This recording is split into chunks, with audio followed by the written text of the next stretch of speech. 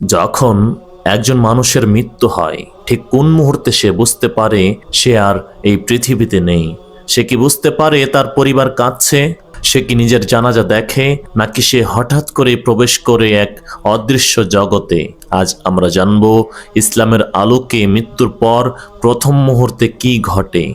যখন আল্লাহ তাআলা কোনো বান্দার মৃত্যু নির্ধারণ করেন, তখন মালাকুল মউত আল্লাহর হুকুম নিয়ে উপস্থিত হন। একজন মুমিন বান্দার কাছে ফেরেশতারা আসেন প্রশান্ত মুখে, উজ্জ্বল আলো নিয়ে। তারা বলেন, হে প্রশান্ত আত্মা, আল্লাহর সন্তুষ্টির দিকে বের হয়ে এসো। এই আহ্বানে ভয় নেই, আছে এক গভীর শান্তি।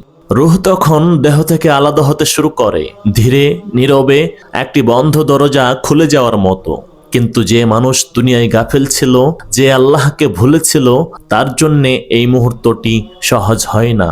তার সামনে ফেরেশতারা উপস্থিত হন কঠোর রূপে। তার আত্মা বিচ্ছিন্ন হয় যন্ত্রণার সাথে।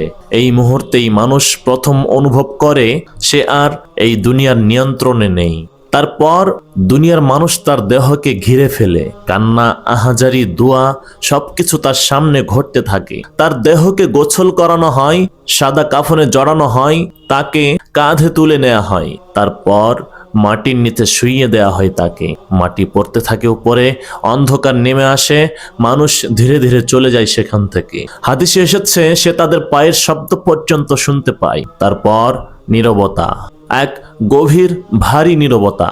এই মুহূর্তেই শুরু হয় কবরের জীবন। দুই ফেরেশতা উপস্থিত হন, মুনকার ও নাকির।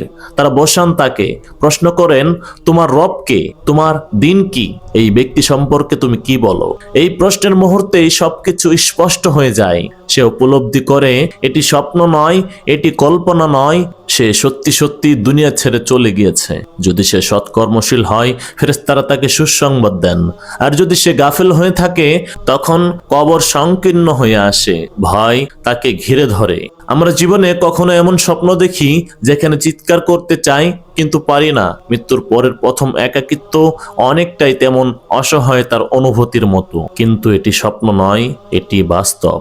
বন্ধুরা, মৃত্যু অবধারিত, কিন্তু কবরের অবস্থা নির্ভর করে আমাদের আমলের উপর। হে আল্লাহ, আমাদের গুনাহ ক্ষমা করুন, আমাদের কবরকে জান্নাতের বাগান বানিয়ে দিন, আমাদেরকে খাঁটি ঈমানের সাথে আপনার সামনে হাজির হওয়ার তৌফিক দিন। আমিন।